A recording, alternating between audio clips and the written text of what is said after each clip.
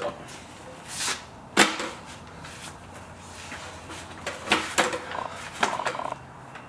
Yo, I am the Clutch Kit Kenny, and what I was really wanting to do was basically document my progression with a full S13 drift build.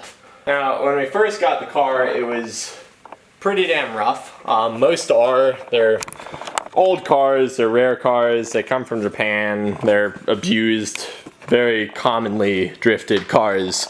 So this is my 1994 Nissan 240SX convertible. It was a KA car when it first left Japan. It is, let's see, so it is KA24. Obviously, if you know this motor, it's a CA18 D80.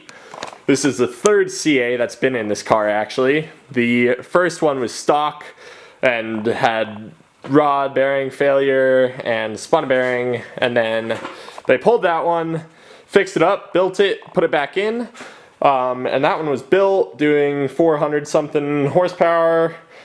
Same thing, rod spun, but they were on limiters, so they didn't know. Shot a bearing, or a rod rather, to the moon. Obviously that motor was toast, so they put this in. When I got the car, it wasn't running. There was a lot that still needed to be done. Obviously, I've got some stuff covered up because I have been cutting, but the entire exhaust side over here was not on. We had intake issues, it wasn't torqued, it had vacuum leaks all over the place, tons of wiring that still doesn't go anywhere really. So in the future this car will be getting a new heart. We are going to be going with a 1J as soon as this car sells. And that's all obviously going to be part of the series, but just to outline kind of where this is going to be going, in the first part, and what I've already started on a little bit, is we're going to be cutting out the tubs, namely because, well, obviously clearance is an issue on these cars, but also the only rust on the entire chassis, there's nothing underneath. The only thing is right here where they chopped for the intercooler piping and never sprayed back over it, so that's rusted out.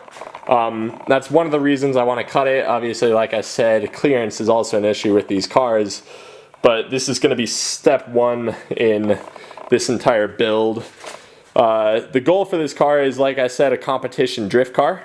It is going to be, I am going to be competing with it once it's done, but we're going to be doing a full tube front end. All the fabrication I want to do in-house. So full tube front end, full NASCAR style cage. It's already started. We've got obviously the main hoop and the two supporting bars, but that's nowhere near enough. If you want to do tandems, you got to have door bars, you got to have a roof hoop and all that. So, and then obviously the rear end is also going to be getting chopped up and getting a removable tube rear end. So basically two plates that bolt on and tubes coming off of it, rear mounted rad, all kinds of other goodies back there, you know, custom fuel cell, which again I want to be building. So it's gonna be a long series, but I figured I gotta start somewhere, and here we are, so let's get it done.